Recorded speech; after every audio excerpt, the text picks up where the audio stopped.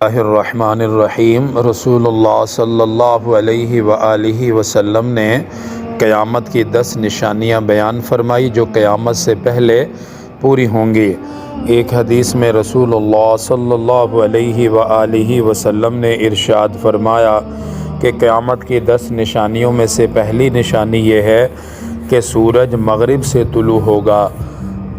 عام حالات میں سورج مشرق سے طلوع ہوتا ہے، لیکن قیامت کے قریب سورج مغرب سے طلوع ہوگا۔ دوسرے نمبر پر ارشاد فرمایا کہ قیامت کی یہ نشانی ہے کہ زمین سے دجال کا خروج ہوگا۔ یہ دجال کا فتنہ روح زمین کا سب سے بڑا فتنہ ہوگا۔ تیسرے نمبر پر ارشاد فرمایا کہ زمین سے عام دھوئیں کا ظہور ہوگا۔ زمین سے دھواں نکلے گا، کسی جگہ سے اللہ تعالیٰ دھوئیں کو نکالے گا اور وہ دھواں اتنا زمین پر پھیل جائے گا کہ مشرق، مغرب، شمال، جنوب چاروں اطراف میں دھواں ہی دھواں ہوگا۔ اور اس دھوئیں کا اثر مسلمانوں پر یہ ہوگا کہ مسلمان اس دھوئیں کی وجہ سے زکام کے شکار ہوں گے، ان کی نزلہ اور زکام کی کیفیت ہوگی، بس اس سے زیادہ انہیں اہل ایمان کو کوئی تکلیف اس دھوئیں سے نہیں ہوگی۔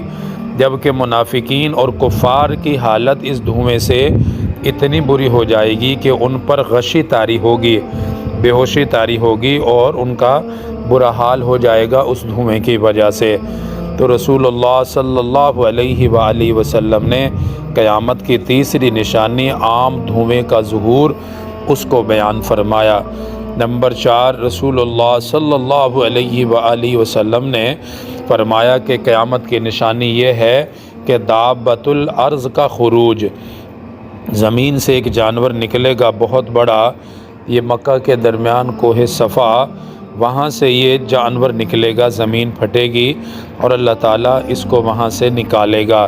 یہ اسی طرح ہے جیسے حضرت صالح علیہ السلام کا معجزہ تھا کہ اللہ تعالیٰ نے ایک اونٹنی پہاڑ کے اندر سے پیدا فرما دی۔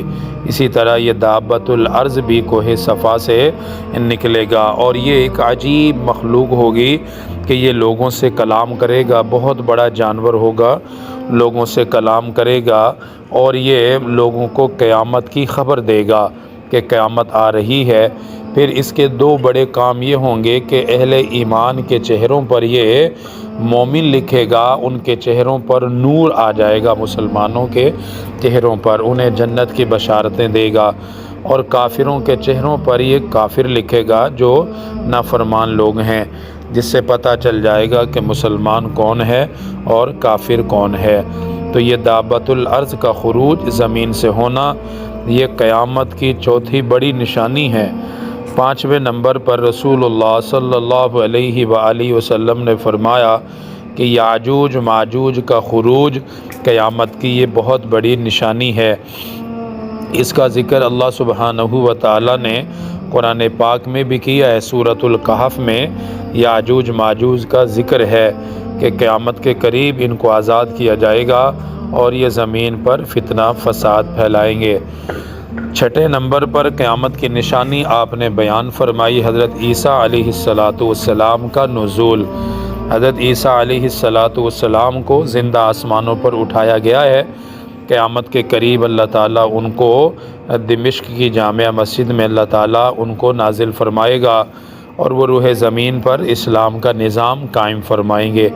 تو حضرت عیسیٰ علیہ السلام کا زمین پر دوبارہ آنا یہ قیامت کی 6 بڑی نشانی ہے۔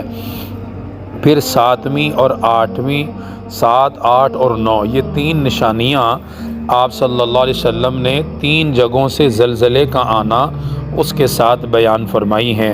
فرمایا کہ ایک زلزلہ مشرق میں آئے گا، یہ 7ویں نشانی ہے۔ دوسرا زلزلہ مغرب میں آئے گا، یہ 8ویں نشانی ہے، اور تیسرا زلزلہ جزیرۃ العرب میں آئے گا، یہ قیامت کی 9ویں نشانی ہے۔ تو 3 بڑے زلزلوں کا ذکر آپ صلی اللہ علیہ وسلم نے اس حدیث پاک میں فرمایا۔ 7، 8، 9، یہ 3 نشانیاں 3 زلزلوں سے پوری ہوں گی۔ ایک زلزلہ مشرق میں ہوگا، ایک مغرب میں ہوگا، اور تیسرا جزیرۃ العرب کے اندر یہ زلزلہ ہوگا۔ تو قیامت سے قبل زلزلوں کا کثرت سے آنا یہ بھی قیامت کی ایک بہت بڑی نشانی ہے۔ 10वें نمبر پر آپ صلی اللہ علیہ وسلم نے فرمایا قیامت کی آخری نشانی 10ویں یہ کار عدن سے آگ کا نکلنا ہے۔ یمن کی طرف سے ایک آگ نکلے گی جو لوگوں کو میدان محشر کی طرف لے جائے گی اور لوگوں کو میدان محشر میں جمع کر دیا جائے گا حساب و کتاب کے لیے۔ یہ صحیح مسلم شریف میں حدیث پاک ہے کہ اس میں آپ صلی اللہ علیہ وسلم نے قیامت کی 10 نشانیاں بیان فرمائی ہیں۔ ایک اور حدیث میں آپ صلی اللہ علیہ وسلم نے ارشاد فرمایا قیامت اس وقت تک قائم نہیں ہوگی کہ جب تک علم کو نہ اٹھا لیا جائے، یعنی قیامت سے پہلے علم کو اٹھا لیا جائے گا۔ دوسرے نمبر پر ہی ارشاد فرمایا کہ کثرت کے ساتھ زمین پر زلزلے آئیں گے، یہ قیامت کی بہت بڑی نشانی ہے۔ پھر تیسرے نمبر پر ارشاد فرمایا کہ زمانے کا جلدی گزر جانا یہ بھی قیامت کی نشانی ہوگا کہ وقت میں برکت نہیں ہوگی، بڑی جلدی ہفتے مہینے سال گزریں گے، ایسا لگے گا کہ کل کی بات ہے، پرسوں کی بات ہے اور وہ سالوں پرانی بات ہوگی، تو وقت کے اندر سے برکت ختم ہو جائے گی۔ چوتھے نمبر پر ارشاد فرمایا کہ زمین میں فتنہ فساد بہت زیادہ پھیل جائے گا۔ پانچویں نمبر پر ارشاد فرمایا کہ لوگوں میں قتل و غارت بہت زیادہ ہوگی، آپس میں لڑائی جھگڑے فتنے فسادات، زمین جائیداد مال و دولت کے لیے آپس میں اختلافات اور جھگڑے زمین پر پھیلیں گے۔ پھر ارشاد فرمایا کہ لوگوں کے درمیان مال کی کثرت بھی بہت ہوگی کہ ہر طرف سے انہیں مال مل رہا ہوگا۔ تو یہ قیامت کی نشانیاں خود رسول اللہ صلی اللہ علیہ وآلہ وسلم نے بیان فرمائی ہیں۔ اب ہم دیکھ رہے ہیں کہ ہر طرف زلزلے، ہر سال کسی نہ کسی جگہ سے یہ سننے کو ملتا ہے کہ زلزلہ آیا اور اتنا اس سے نقصان ہو گیا۔ ابھی حال ہی میں چند گھنٹوں قبل بات ہے یہ کہ ترکی اور شام، یہ فلسطین کے مختلف علاقوں میں بڑا شدید زلزلہ آیا کہ جس کی وجہ سے بہت ساری عمارتیں منہدم ہو گئیں، بڑی بڑی مضبوط عمارتیں اللہ تعالیٰ نے ان کو زمین پہ گرا دیا۔ اسی طرح لوگوں کا جانی اور مالی بہت نقصان ہوا ہے، اللہ تعالیٰ عافیت اور خیر کا معاملہ فرمائے۔ بہرحال یہ قیامت کی نشانی ہے کہ قیامت سے پہلے زلزلے کثرت کے ساتھ آئیں گے، اور سورۃ الزلزال میں بھی اللہ تعالیٰ نے اس کا ذکر فرمایا ہے کہ زمین اپنی خبریں بیان کرے گی، اور قیامت سے قبل سورۃ الحج میں بھی اس کا ذکر فرمایا ہے یا ایھا الناس اتقوا ربکم ان زلزلۃ الساعۃ شیء عظیم، کہ وہاں بھی سورۃ الحج میں بھی اللہ تعالیٰ نے زمین کے بھوچال اور زلزلے کا ذکر فرمایا ہے۔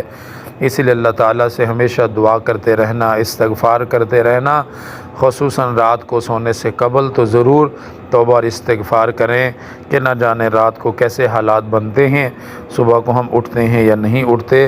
اس لیے مسلمان کی شان یہ ہے کہ وہ رات کو سونے سے پہلے توبہ استغفار کر کے اپنے گناہوں پر معافی مانگ کر اللہ تعالیٰ سے پھر وہ سوتا ہے۔